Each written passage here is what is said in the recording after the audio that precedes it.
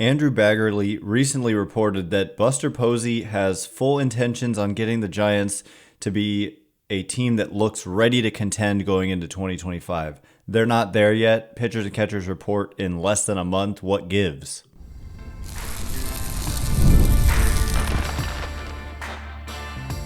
You are Locked On Giants, your daily San Francisco Giants podcast. Part of the Locked On Podcast Network, your team every day. Hello and welcome to Locked On Giants, part of the Locked On Podcast Network, where it's your team every day. My name is Ben Kaspick, and on the show we provide episodes 3 days a week for now, back to 5 in about mid-February, talking about the San Francisco Giants in a way that's data-driven and rational, but also simple, passionate, and accessible to all. I'm a former contributor for the baseball statistics and analysis websites Beyond the Box Score and Rotographs. I've been podcasting about the Giants since 2015, been hosting this show since prior to the 2019 season, and I'm a lifelong Giants fan.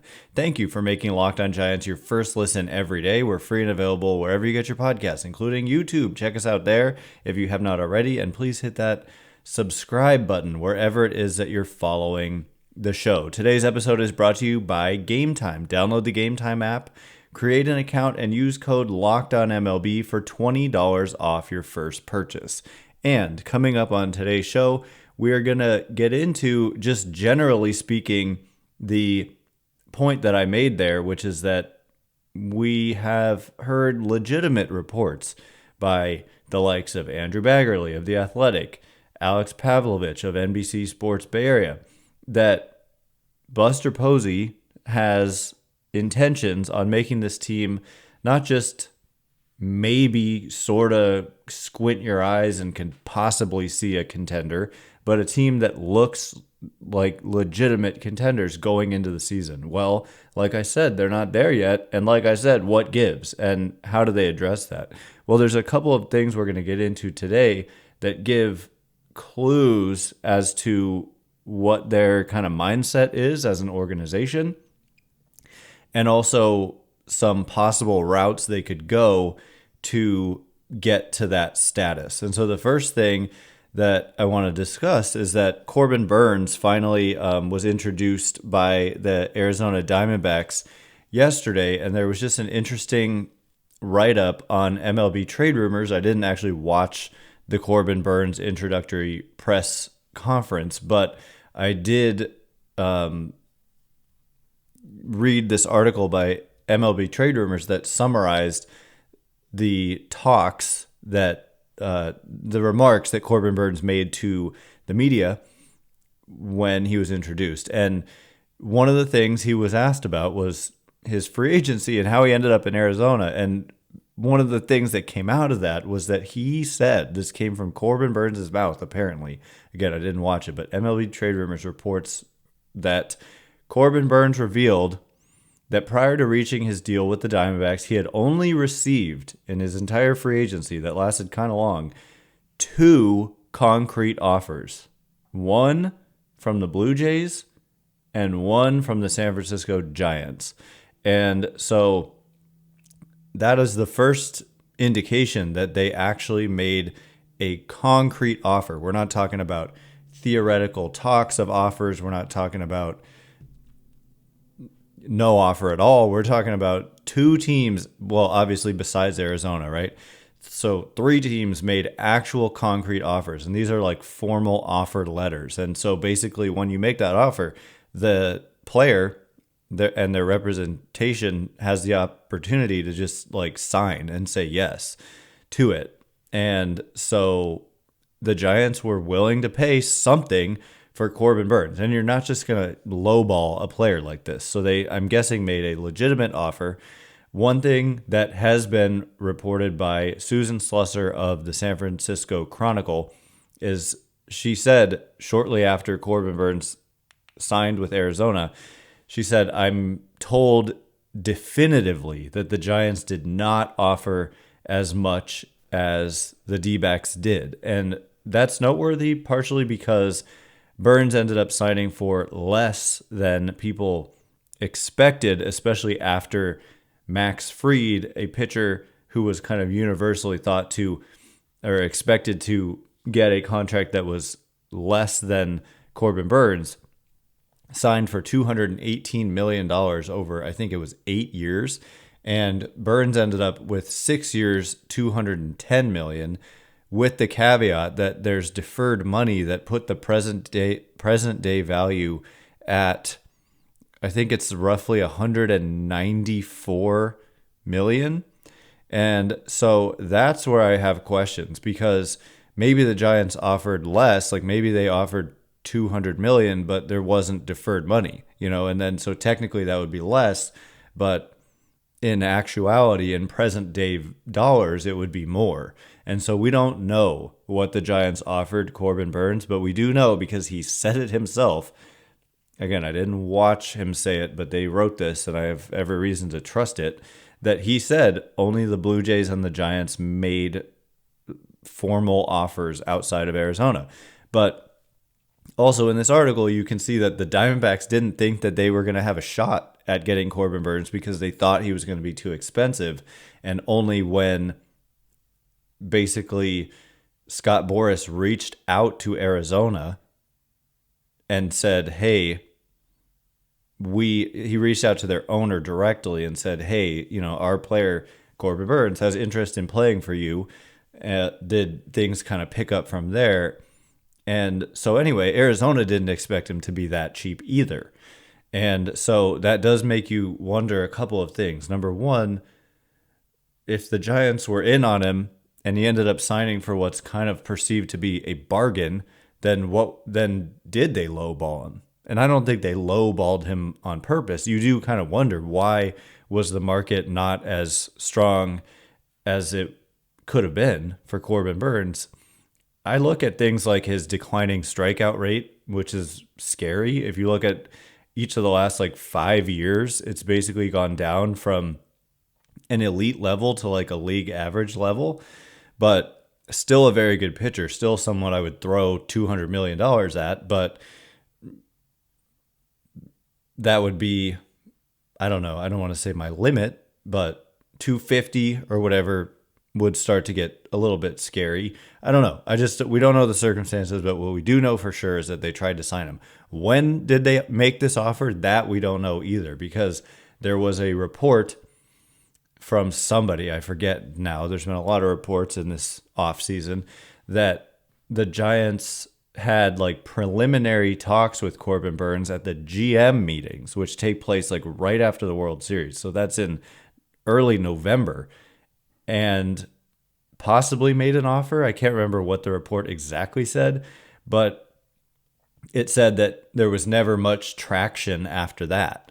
And so if that's actually true, first of all, it'd be a little surprising that only 2 teams outside of the team that finally got him made formal contract offers, and one of them was the Giants within a week of free agency starting. That would be a little bit odd, but at the same time, they were pretty aggressive with Willy Adames, and it's possible that they made this preliminary kind of offer and it didn't go anywhere, and then they ended up with Adames, and then maybe Corbin Burns' price tag fell later, and the Giants had already committed money to a big-time player in Willy Adames, and that they wouldn't be able to financially, based on their choice, not to spend at a certain level, afford Burns in addition to Adames on a per-year basis.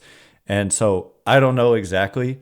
This is what we just have to kind of speculate about.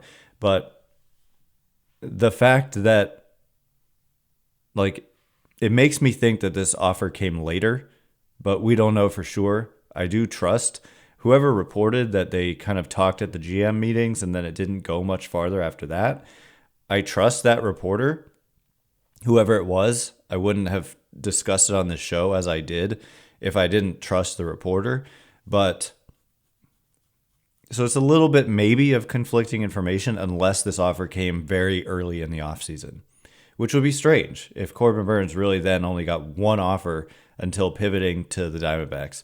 So anyway, we know that they were willing to spend probably close to $30 million, if not more, per year on Corbin Burns. So what does that mean about where they stand financially now? And is there a player who maybe didn't seem likely to leave his former team, that now we're hearing he's unlikely to stay with that former team.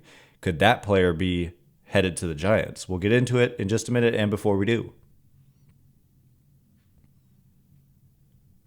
today's episode is brought to you in part by Game Time. I love going to live events, whether it's sports, music, theater, or comedy.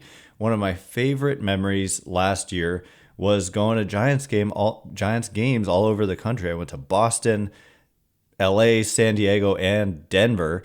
The energy and excitement on all of those different stadiums was unforgettable. Now Game Time has made it even easier to get tickets for your favorite events with their new feature, Game Time Picks.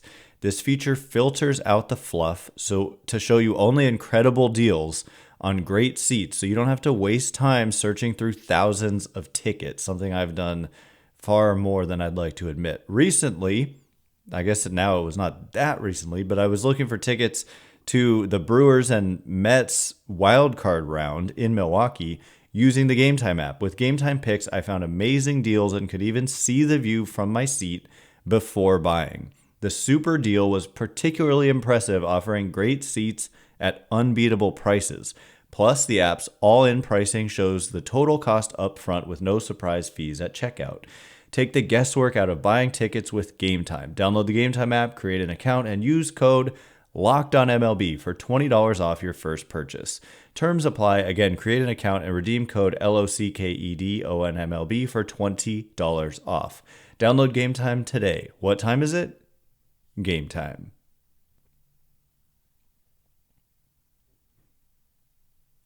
All right, here we go. We are going to get into another player who is unlikely to return to his previous team. At least that's what we're hearing as of today. This is kind of somewhat breaking news, or it's like kind of the story of the day so far, in that Pete Alonso, I think everyone, it's kind of like Freddie Freeman, but not quite. Everyone assumed Freddie Freeman would go back to Atlanta until suddenly they pivoted, and then he ended up on the Dodgers. Well, Pete Alonso, I think everyone has mostly assumed he would go back to New York, and then suddenly we're getting all kinds of reports today from various different outlets. First of all, that I think Ken Rosenthal, one of the better, more reputable baseball reporters, along with somebody else, reporting that Alonso's market was heating up.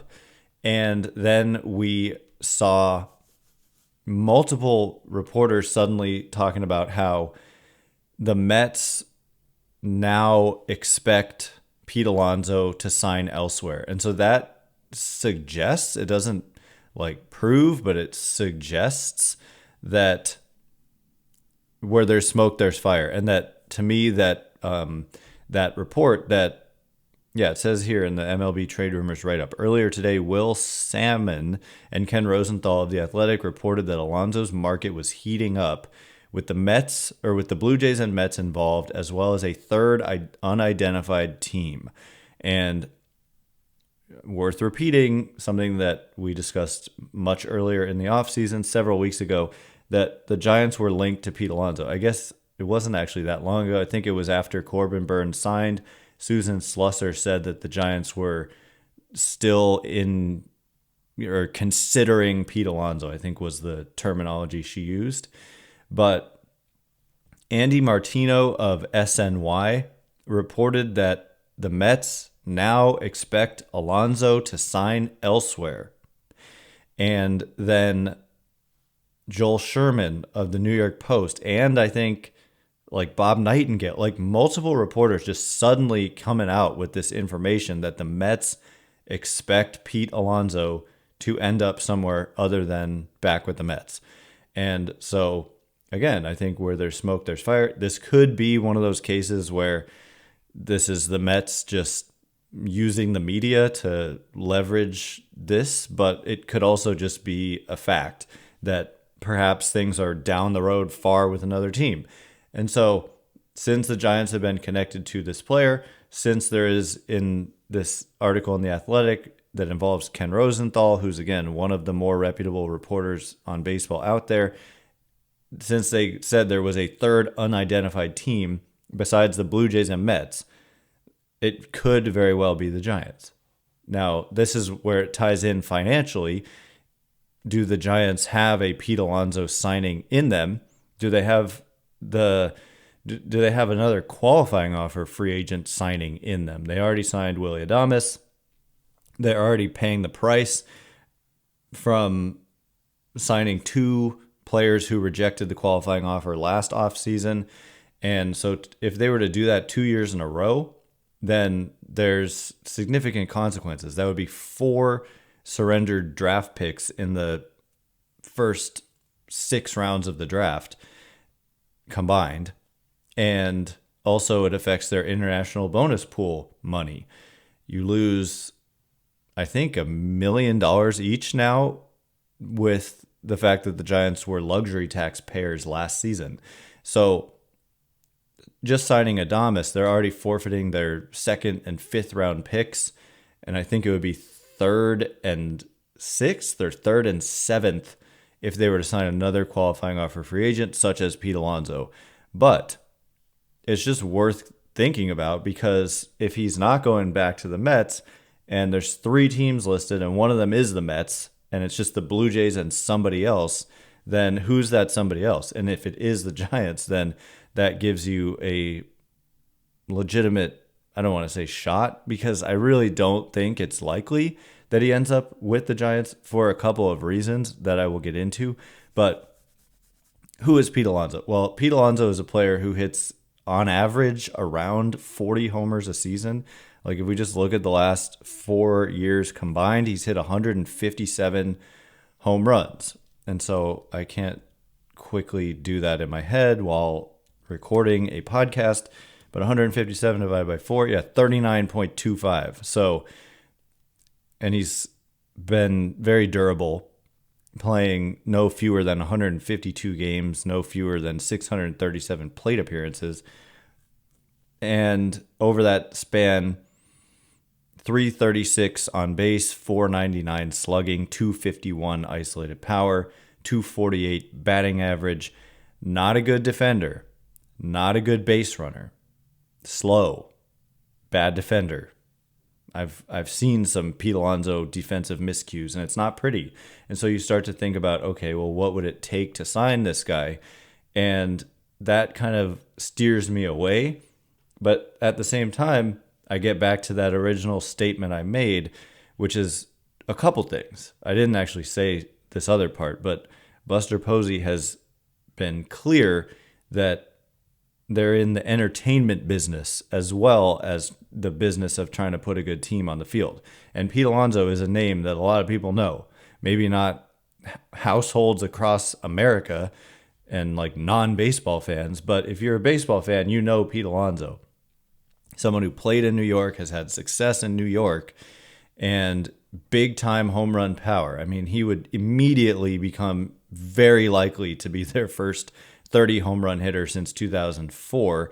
I think he would have no problem doing it as long as he stayed healthy. He's got the kind of power that translates very well anywhere. Like Oracle Park would take some away. Just for fun, I'll look at, the baseball savant numbers where they can tell, including considering wall heights, distances, and environmental effects. A lot of people like mistakenly say, yeah, well, that doesn't account for the wind and cold, but it does. How many home runs would he have hit with the Giants? Well, he has 231 career homers, and he would have 208 if all of his games came at Oracle Park. And so that's really not that many. That's not that much of a difference. And of course, you don't actually play all of your games at your home ballpark. So 208 out of 231, 90% of his actual home runs would have been homers at Oracle. So obviously, this is pretty normal that Oracle would have taken away some homers. But at the same time, I look around the league, like Boston would have taken away far more, and plenty of parks would have taken away more. Cleveland would have, they've got that big high left field wall. Detroit would have taken away a ton more. Kansas City, a ton more. And so last year, for example, he hit 38. It says he would have hit 33 at Oracle. Year before that, hit 46, would have hit 38 at Oracle. Year before that, he hit 41, would have hit 38 at Oracle. Year before that, he hit 37, would have hit 39 at Oracle. 2 more. So it does come into play. The shallow center field wall, it's the shallowest in the league. And looking at his home run spray chart, he does hit balls to center field, and that's just the home runs. And so some extra home runs, if you can be had to dead center field. But the issue for me is the defense and the speed. We're talking, when we look at percentiles here, just the last, man, it's not pretty. Like going back to 2019, 11th percentile, 2nd percentile, randomly 85th percentile. We're talking outs above average here. Then 5th percentile, 43rd percentile, and then 3rd percentile. So in 1, 2, 3 of the last 5 years, he's been 5th percentile or lower in outs above average. And his arm strength is weak. Arm strength is not a big deal for first baseman usually. It's more about accuracy.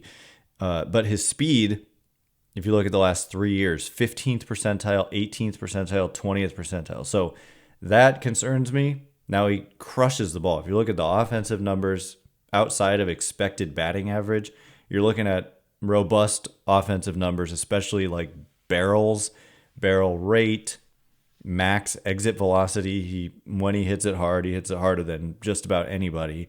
His expected isolated power, expected slugging, like these numbers are all fantastic. So there's definitely some good, but there's also definitely some concerns. Hence the reason why he's not, a huge priority for the Mets.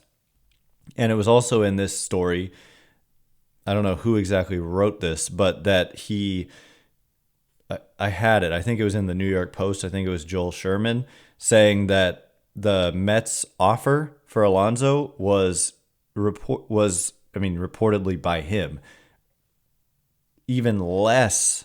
Or it was for, I actually wrote this down. I remember now that I wrote this down. Believed to be for no more than 3 years and for less, excuse me, not no less, but no more than 3 years and less than the 90 million-ish reported recently. So call it 3 years, 75 million, 25 million a year, like 3 years for Pete Alonso. So first of all, the Mets are, David Stearns, who's running that organization, is a smart executive. And so that just points to the red flags that there are with Pete Alonso. But at the same time, it's intriguing when you think of the fact that the Giants have been so deprived. And this is a guy who would hit you some homers. And we being people in the Giants fans, have not seen a guy who's capable of hitting 40 homers in a Giants uniform since Bonds, since like 3 years before he retired. And, well, let alone not 40, but even 30. It was 2004. Bonds retired or played his last game in 2007. So, we're over 20 years from the last 30 home run season. It's insane. 30 home run season. Did I say 20? I don't remember. But anyway, Pete Alonso is still out there.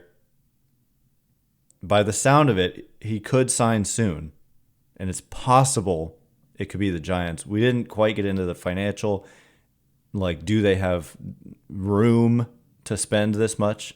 I will get into that in just a minute. And also, just lastly, what did we learn from the Justin Verlander press conference, which was on Monday? Was it Monday? Jeez, time flies. We'll get into that in just a minute. And before we do, all right, as promised, I want to get into the financial situation the Giants are in.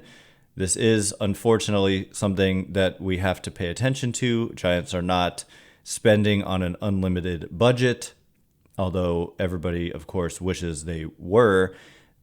Their projected payroll right now is $181 million. I think this includes a little bit of, I'm certain it includes a misrepresentation of how Willy Adames is going to be paid. It's underselling it by $7 million. So the correct way to the true number may be more like 188. And last year, their final payroll was a projected or estimated 206 million. And we've heard reports that they want to lower it from last year to this year. I think more importantly is their luxury tax payroll, which is more accurate, I think, at this stage. And that's at an estimated 222 million right now. And last year, the final number was 253 million. So what did I say? 222 now, 253. So that's 30 million below where they were last year. And so if Pete Alonso is costing 20-something million a year, I think in theory, you could make him an offer. You could make a deal there and still be below where you were last year. Importantly, I think perhaps most importantly, is to look at what is the luxury tax threshold. And actually, it's only 241 million. And so the Giants are only 20 million below that. So they could look to offload some money, but at the end of the day, actually, I think that's the most significant thing, because not only would you be signing that second qualifying offer free agent, but you would be exceeding the luxury tax almost certainly, unless you did some funny business accounting and somehow kept the signing under $20 million a year, which seems impossible. So when I look at this, ultimately, I think it is unlikely that they sign any of the top remaining free agents unless they're able to offload some significant money, which I don't really see them doing when you're adding a guy like Justin Verlander for $15 million a year. I feel like the priority would be, if you were trying to do it and stay under that tax line, would be to go get your big fish instead of the Verlander signing and then maybe sign a lesser starter, because Verlander may not even be very good and you're spending $15 million on him.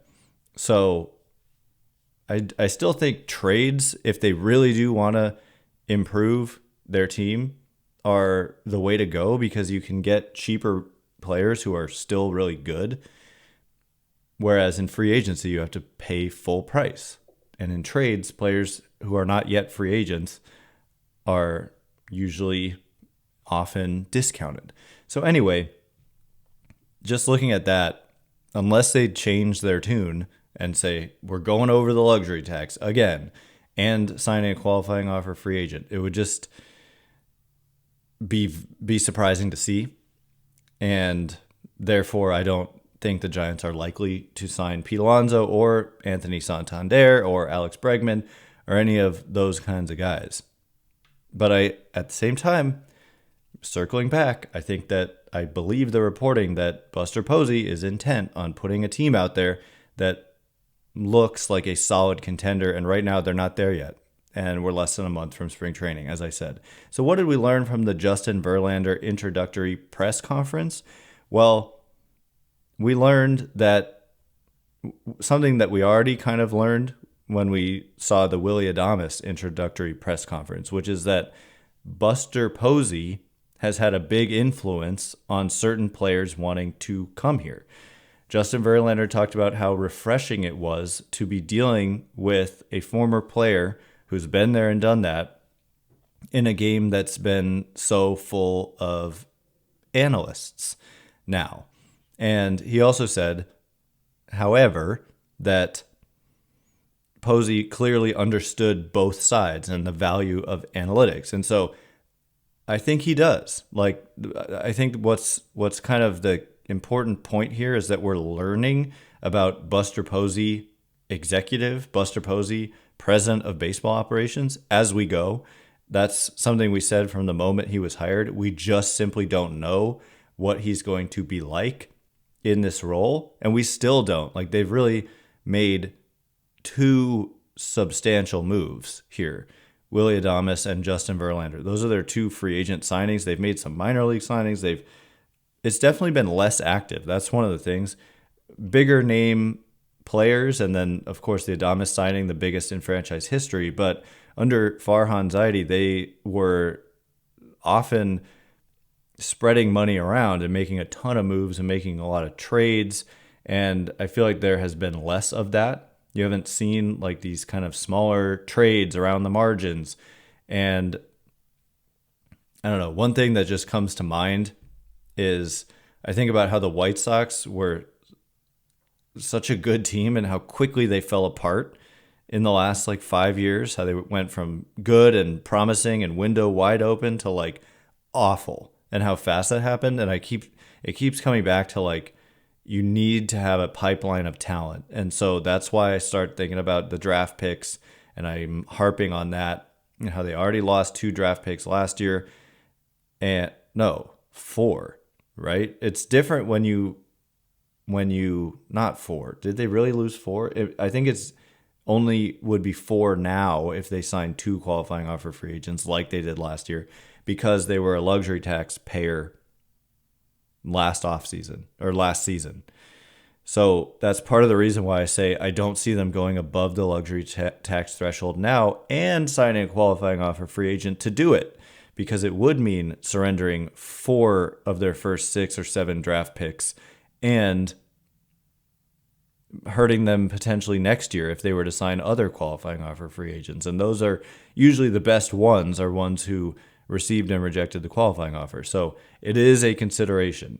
It is definitely a consideration. And the White Sox are a cautionary tale. But yeah, Justin Verlander, a big reason he wanted to come here, it probably, like he said when he was introduced, he's accomplished enough in his career. He wouldn't come to a situation he didn't feel like was a good one. And so he said that he's heard really positive things about the culture that the Giants have built, and basically the blend of like analytics, but also understanding that these are human beings and all that. And so that's really what you want, is to have that reputation. And Verlander basically said that he gets that sense from talking to others in the game. And so that's a good thing. And I think the more you get players like this, and Posey said it in a podcast, but ultimately it comes down to winning. And I think if you start winning consistently, it's and you then have an intent on bringing in really good players, that is what's going to fuel it. That's what's happened with LA. I mean, they weren't always a huge draw and destination, but now they're just reeling in everybody they want because they've become so successful. That's the biggest reason, but it's also the culture and the way they help players get better. So, and that's analytics. And so anyway, all of that to say, that is all the time we have for today. Thanks again for making Locked On Giants your first listen today. For your second listen, find Locked On MLB. Baseball guru Sully brings a daily blend of humor and baseball, keeping you updated on every rumor and story throughout the offseason. Find Locked On MLB on YouTube or wherever you listen to podcasts. Once again, my name is Ben Kaspick. Check me out on Twitter or X at Ben Kaspick, Kaspick. If you like this show, please consider rating it or leaving a review. It helps me out a lot, so thanks in advance, and thank you to everyone who's done so already.